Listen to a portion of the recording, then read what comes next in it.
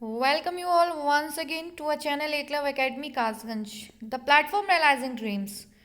आज इस वीडियो में जेल वार्डन का जो पेपर है 19 और 20 दिसंबर को, उसकी फर्स्ट शिफ्ट में, ये वाला जो भी हम वीडियो है इसमें 19 की फर्स्ट शिफ्ट को जो पेपर हुआ है उसके रीजनिंग के जो क्वेश्चंस हैं उनका सॉल्यूशंस देखेंगे।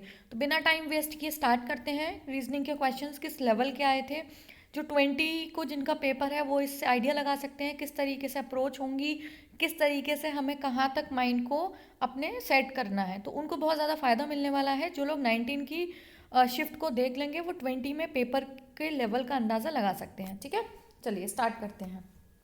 तो यहाँ हम देख रहे हैं हमारे सामने सबसे पहला और ऊपर जो सवाल है वो है, देखिए एक सीरीज़ दे रखी है।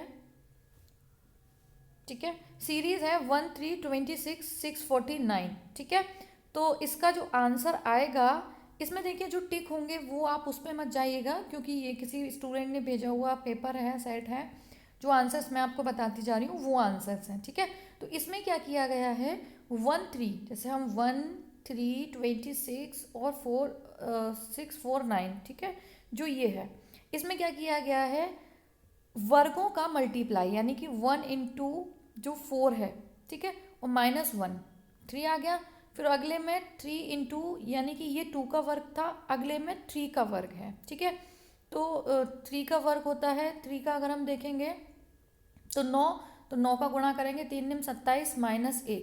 ठीक है, फिर अगले में जब हमने किया है 26 मल्टीप्लाई, अब 4 का अगर हम कर, वो 5 का, ठीक है, यानी अभाज्य संख्याओं का मल्टीप्लाई किया गया है उनके वर्गों का, यानी कि 2 के वर्ग का, फिर 3 के वर्ग का, फिर 5 के वर्ग का, और अब अगले में हम 7 के वर्ग का मल्टीप्लाई करके, यानी 49 को मल्टीप्लाई करके -1 कर देंगे, तो जो ऑप्शन आएगा वो आएगा ऑप्शन नंबर बी। ठीक है, 31,800। ठीक, यानी कि 31,800। 649 मल्टीप्लाई 49 -1। ठीक, चलिए नेक्स्ट सवाल पे आते हैं। नेक्स्ट जो सवाल है वो क्या है, नेक्स्ट जो क्वेश्चंस है वो है आपका, वेट,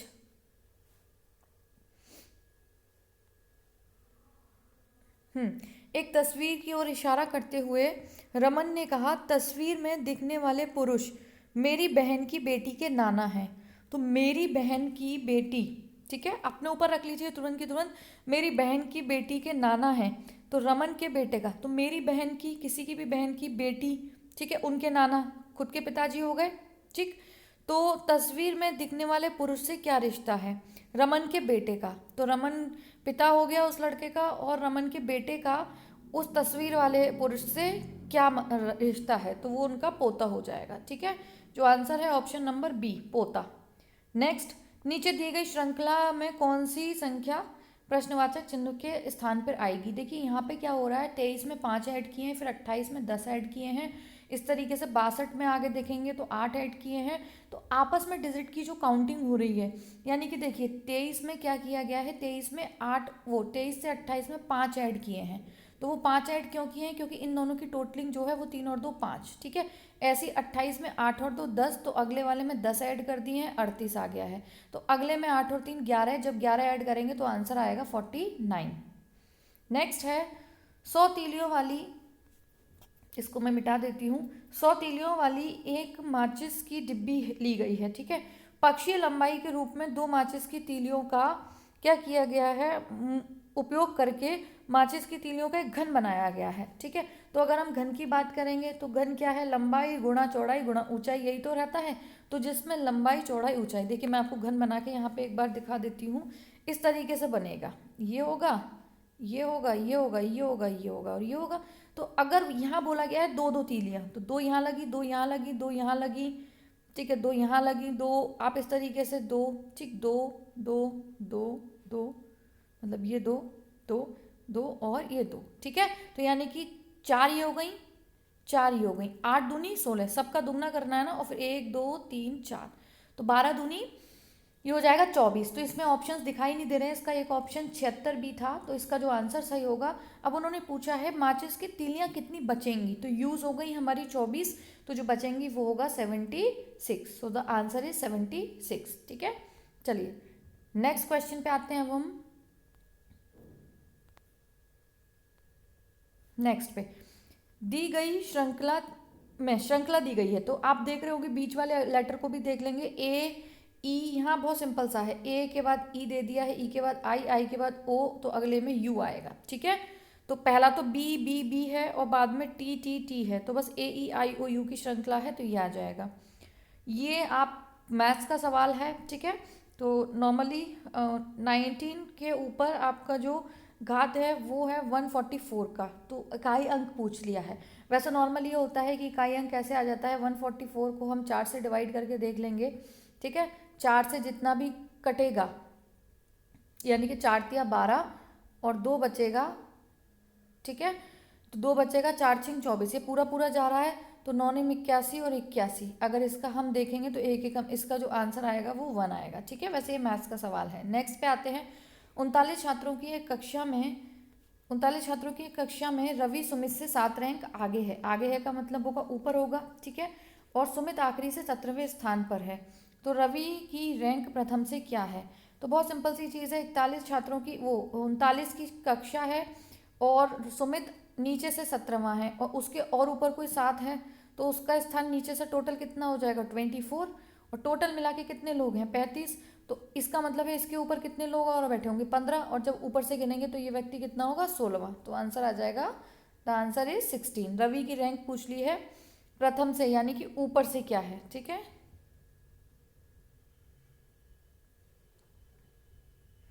चलिए, so the next question is,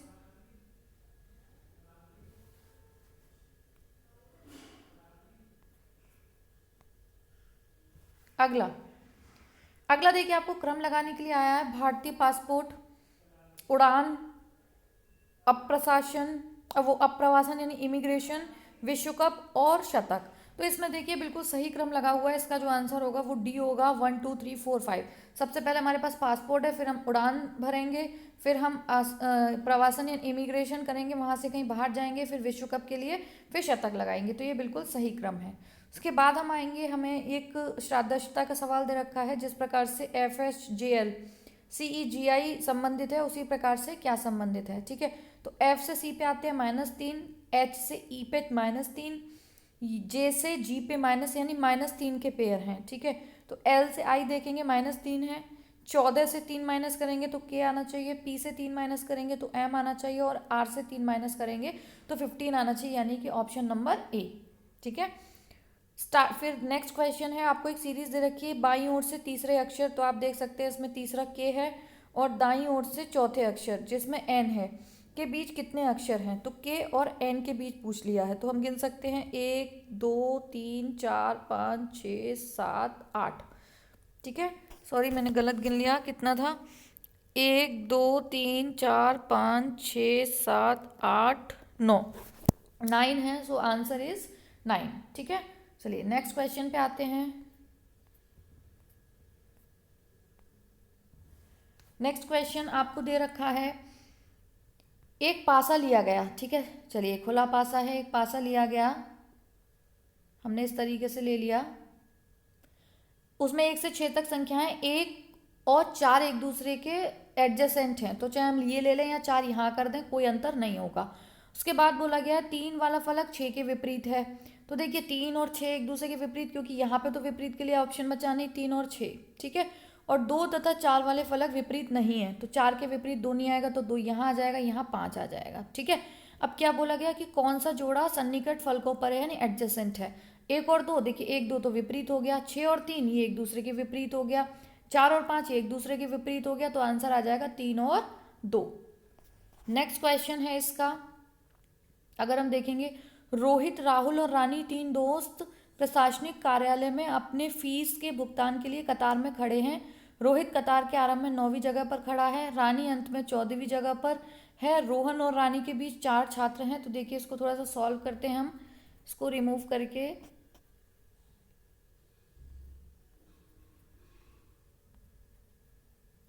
चलिए अब देखते हैं यहाँ पे किस तरीके से हम इसको सॉल्व करेंगे।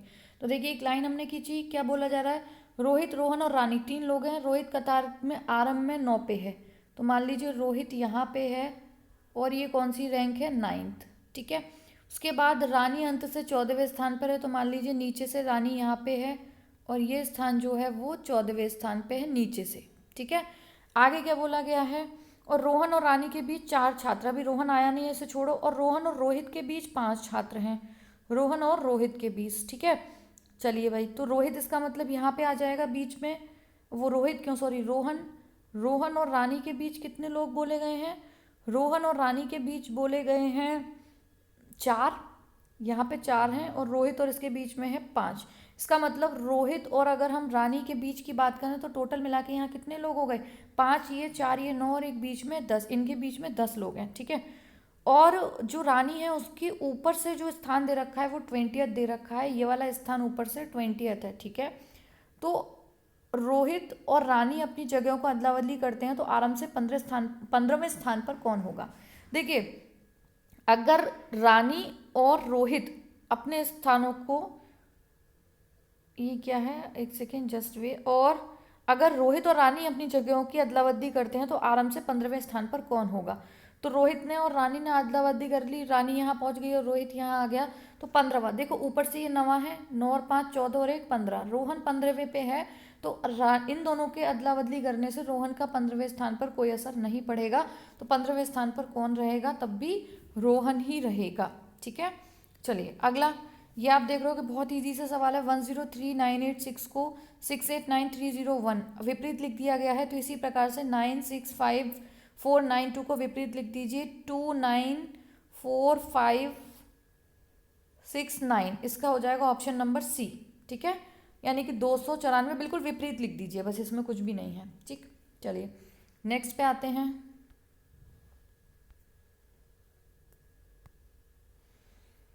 इसमें क्या है, गणेश नीता का भाई है। ठीक है, गणेश जो है वो नीता का भाई है, तो एक ही पीढ़ी में आ जाएंगे, और सोनल संदीप की बहन है, अभी कोई रिश्ता नहीं है, जो कि रीता का बेटा है, अभी भी कुछ नहीं पता, रीता और नीता बहनें हैं। ठीक है, तो रीता और नीता बहनें हैं, तो रीता भी यहीं आ जाएगी। ठीक, और रीता किसकी माँ थी, सोनल संदीप की बहन है जो कि रीता का बेटा है, तो संदीप जो है बेटा है तो नीचे वाले उसमें आएगा, और जो सोनल है वो संदीप की बहन है, तो सोनल ये आ जाएगी। ठीक है, चलिए भाई, तो सोनल संदीप की बहन है, तो बताइए सोनल की चाची कौन है। देखिए इस क्वेश्चन में अगर आप हिंदी वर्जन पढ़ेंगे तो चाची का कोई रिलेशन आया ही नहीं, क्योंकि सोनल, ये सोनल का भाई, ये माँ, क्योंकि अगर इसकी माँ है तो इसकी भी माँ होंगी, और ये माँ की कौन थी, नीता, ये भाई है, और ये वो सॉरी बहन है, और ये भाई थे, तो बहन भाई तो इधर मामा आ जाएंगे, चाची की तो कोई बात ही नहीं आई। लेकिन अगर आप इंग्लिश वर्जन पढ़ेंगे तो सोनल्स आंट पूछी हैं, और आंट जो होती हैं वो जो मौसी भी, ठीक है, मौसी भी आंट कहलाती हैं, तो यहाँ पे अगर आंसर देखेंगे तो हम यहाँ नीता होना चाहिए इसका आंसर। ठीक, नेक्स्ट, यदि उत्तर पूर्व, अब हमें क्या बोला गया है कि यदि उत्तर पूर्व को पश्चिम कहा जाए, दक्षिण पूर्व को उत्तर कहा जाए, इसका आंसर देखिए, ऐसे अगर हम बात करें तो ये होती हैं दिशाएं। ठीक है, उत्तर पूर्व को पश्चिम, तो यानी कि उत्तर पूर्व को, उत्तर पूर्व कौन सा होता है, ये, इसे क्या कह रहे हैं, पश्चिम कह रहे हैं, यानी 135 डिग्री एंटी क्लॉकवाइज। दक्षिण पूर्व को उत्तर कहा जाए, दक्षिण पूर्व को उत्तर, यानी ये होता है इसको भी 100, तो हमें समझ में आ गया क्रम जो है वो 135 डिग्री एंटी क्लॉकवाइज है, तो दक्षिण को क्या कहा जाएगा, दक्षिण ये होता है, इससे 135 डिग्री अगर हम एंटी क्लॉकवाइज करेंगे तो हम पहुंचेंगे इस वाले पे, और आंसर हो जाएगा उत्तर पूर्व। ठीक है, चलिए नेक्स्ट क्वेश्चन, एक विशिष्ट कोड में यदि फोन को FRSLQ लिखा जाता है तो नंबर को कैसे लिखा जाएगा। देखिए इसमें भी कुछ भी नहीं है, ये भी बहुत सिंपल सा है, यदि फ़ोन को, तो PHONE, अगर हम फ़ोन की बात करेंगे तो इसमें क्या किया है, 1+ आई थिंक पहले क्या किया है, FRSLQ। ठीक है, तो क्रॉस में देख लीजिए, P और Q में 1 का अंतर, E और F में 1 का, फिर H और L में 4 का, N और R में 4 का, O और S में भी 4 का अंतर है। ठीक है, तो अगर हम इसी तरीके से नंबर में देखेंगे तो N सबसे पहले है तो लास्ट में N का जाएगा +1 का, तो N के बदले क्या आ जाएगा, O, तो O वाला ऑप्शन होगा वो, हाँ P से Q आया था तो N से सबसे लास्ट में जाएगा NO, और सबसे लास्ट में जो O है, और R का S सबसे लास्ट में, वो है B ऑप्शन में। ठीक है, 4 विकल्पों में से विषम कौन सा है। अब देखिए इसमें हैश हैश फिर ऐसे करके दे रखा है हमें, और डॉलर, फिर हैश डॉलर हैश, फिर हैश वो डॉलर हैश हैश, और फिर एंड हैश हैश, तो इसका आंसर मेरे हिसाब से डी होना चाहिए, क्योंकि इसमें जो है बाकी तीनों में तीनों ही समान है और उसमें एक जो पद है वही अलग आ गया है, तो आंसर यही होना चाहिए इसका। ठीक है, चलिए नेक्स्ट पे आते हैं। अगले में आप देखेंगे तो एक आकृति दे रखी है और पूछा गया, दो आकृतियां दे रखी हैं सीरीज में, नेक्स्ट क्या आना चाहिए। तो देखिए आप इसमें नंबर्स देखेंगे 1 2 3 और 4 वाली सबसे आउटर से टच है। नेक्स्ट वाली में क्या किया है, 1 2 3 तो अपनी जगह है, 4 वाली जो थी आउटर से टच थी, अब वो सेकंड वाले गोले से टच है। तो अगले वाले में क्या होना चाहिए, उसे थर्ड से टच होना चाहिए, यानी आंसर होना चाहिए इसका बी। और बी जो ऑप्शन है वो डी में है, तो आंसर हो जाएगा इसका डी ऑप्शन। ठीक है, चलिए नेक्स्ट। एक बूढ़ा व्यक्ति पूर्व की ओर चलता है, फिर दक्षिण की ओर मुड़ता है। ठीक है, पूर्व ऐसे दक्षिण की, फिर अपने दाईं ओर मुड़ता है और चलने लगता है। तो दाईं ओर ये चलने लगा, तो आंसर क्या हो जाएगा इसका, किस दिशा में जा रहा है, पश्चिम। चार विकल्पों में से विषम कौन सा है, तो इसमें देखिए विषम जो है आप देखेंगे सभी में दो चिन्ह है कोई और एक नंबर है, लेकिन इसमें दो नंबर है और एक चिन्ह है, तो आंसर हो जाएगा डी। 456 और 204 का एचसीएफ, देखिए मैथ्स का सवाल आ गया, बट इसका जो आंसर होगा वो 12 होगा। ठीक है, चलिए अगला। एक विशिष्ट कोड में डैश को DEAB लिखा जाता है, तो उस कोड को प्रोड में कैसे लिखा जाएगा, PROD को। ठीक है, तो ये थोड़ा सा डाउट में सवाल है, इसको मैं क्वेश्चन मार्क करती हूँ क्योंकि शायद मैं इसको अभी नहीं समझ पाई सवाल को। ठीक है, चलिए तो नेक्स्ट में आते हैं। अगला है, एक बूढ़ा व्यक्ति पूर्व की ओर, ये आई थिंक रिपीट हो चुका है, हम नेक्स्ट लेते हैं।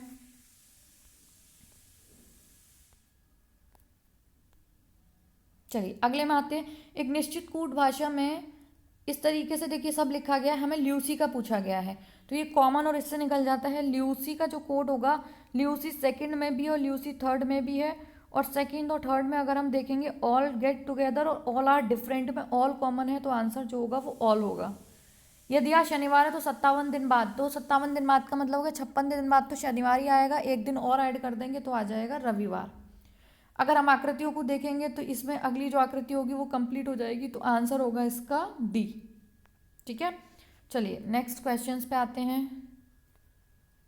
ये फिर से रिपीट हो गया नेक्स्ट पे। ठीक है, यहाँ पे है देखिए बहुत ही अच्छा सवाल था ये, कि एक ये बोला गया था कि रानी और मोनाली 800 मीटर के एक गोलाकार मैदान का 10 किलोमीटर की दौड़ लगाती हैं। 800 मीटर की पेरीफेरी है इसकी। ठीक है, यदि उनकी जो चाल है वो 10:9 रेशियो में है, तो जो विजेता होगी वो एक को कितनी देर में पार करेगी। देखिए मान लेते हैं दोनों ने रेस यहाँ से शुरू करी और वो 800 मीटर पे एक चक्कर लगाई। जब एक चक्कर 800 मीटर पे लगाई तो उसकी चाल 10 है ना, यानी कि 10 भागों में उसने 800 मीटर चला। ठीक है, तो अगर हम 10 भागों में निकालेंगे तो एक भाग बराबर कितना हो गया, 80। तो 9 वाली कितना चल पाई होगी, 8 ने 72, मान लीजिए वो 720 पहुंची। ठीक है, वो 720 चल पाई, तो इसको ये आगे है। अब इसको अगला राउंड देखिए, ये तेज दौड़ रही है ना, तो ये इसको कवर कितनी देर बाद करेगी, जब इस वो 720 कवर कर लेगी। ठीक है, तो 720 का मतलब हो गया कि कितने चक्कर में वो 720 कवर कर लेगी, अंतर कितने का है दोनों में, 80 का। ठीक है, तो 8 ने 72, तो 9 चक्करों में कर लेगी।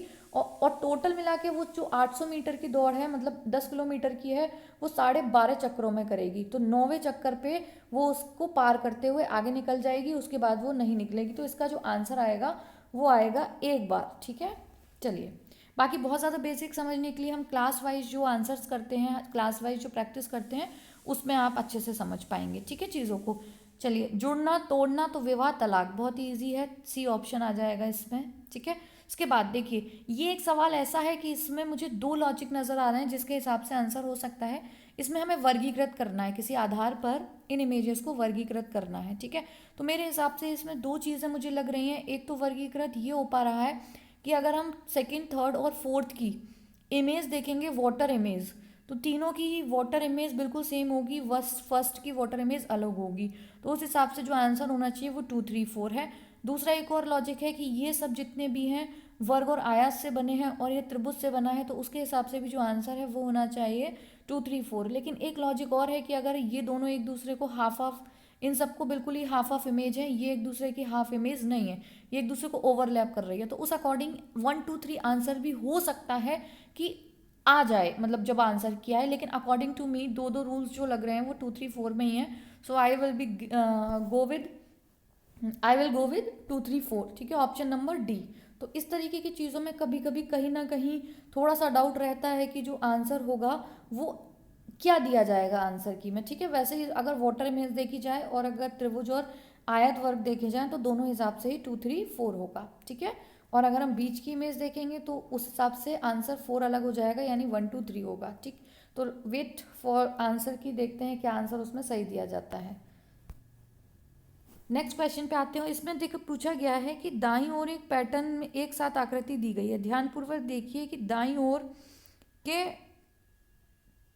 3 चित्रों में से एक इस पैटर्न में दाईं अर्ध हिस्से में, अच्छा अगर हम इसे दाईं ओर से देखेंगे तो अगर हम अर्ध हिस्सा कर देंगे तो देखिए, अगर इसका हम आधा हिस्सा कर देंगे तो ये वाली जो पहले में, सबसे पहले तो पूरा गायब ही हो गया, ये होगा नहीं।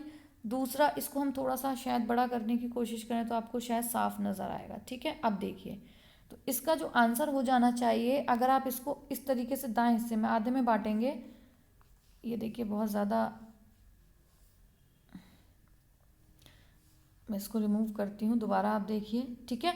इसको आप अगर दाएं हिस्से में बांटेंगे तो इसका मेरा जो सजेशन है वो थर्ड है, तो आंसर होगा सी, ठीक है। चलिए आगे क्वेश्चन में देखते हैं। दिए गए कोड में कौन सा समान है और एक विषम है, और कौन से 3 समान है, ठीक है। तो देखिए बहुत ही ईजी सा है ये। ग्रीन में 5 लेटर हैं तो 5, पिंक में 4 है 4, येलो में 6 है तो 6, लेकिन रेड में 7 नहीं है, सो आंसर शुड बी ए, ठीक है। चलिए नेक्स्ट क्वेश्चन पे आते हैं हम, और अगर हम इसको देखेंगे,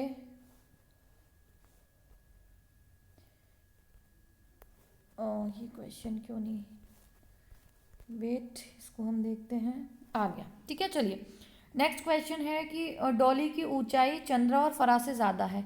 तो डॉली की ऊंचाई ज़्यादा है चंद्रा से और फरा से, ठीक है, पहला पॉइंट ये हो गया।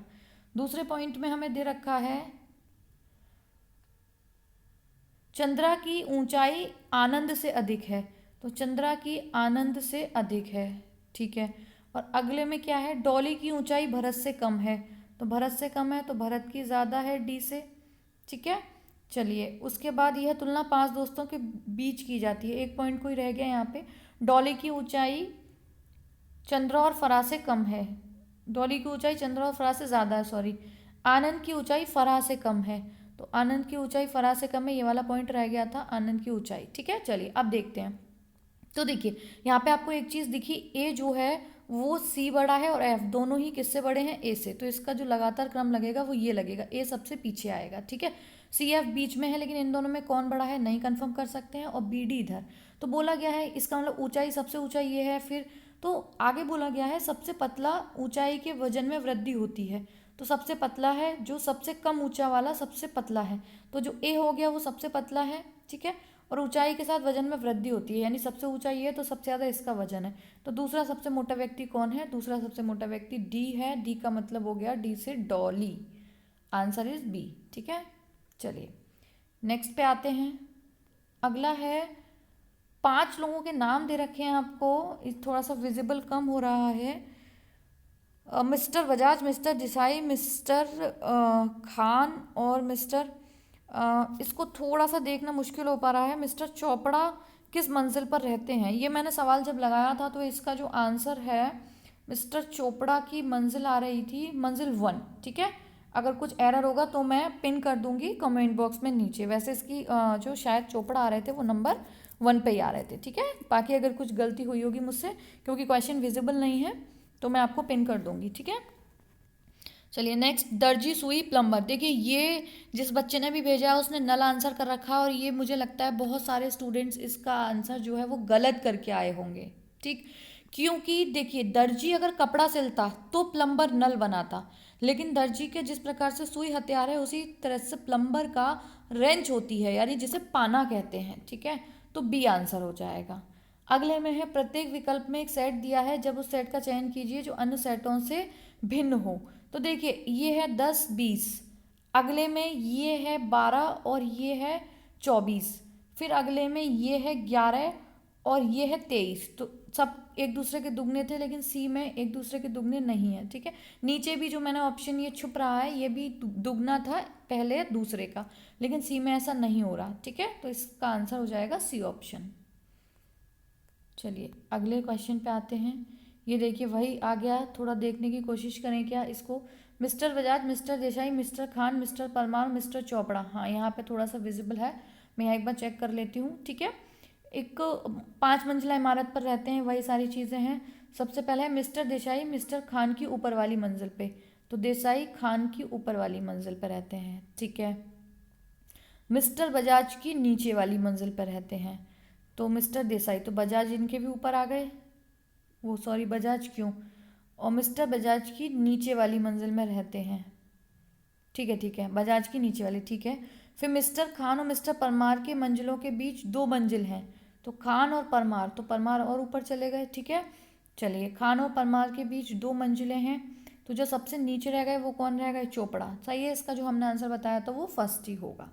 ठीक है, चलिए अगला वाला देख लेते हैं। नेक्स्ट है 5, 15, 45, बहुत ही ईजी है। 5 या 15, 45 या 135, तो 135 का गुणा आप 3 में कर लीजिए, तो ये जो आंसर आएगा 135 गुणा 3 आ जाएगा, इधर आ जाएगा 300, 370 और वो आ जाएगा 405। ठीक है, ये 405 ही आएगा इसका आंसर।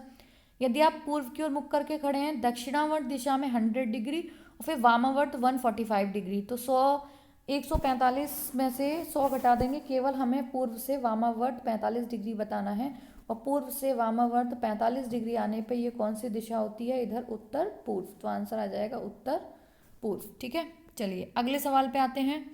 क्या ग्रेजुएशन करने वाले छात्रों को अच्छी वित्तीय शिक्षा दी जानी चाहिए ताकि वे अपने भविष्य में अधिक कुशलता से धन का प्रबंधन कर सकें?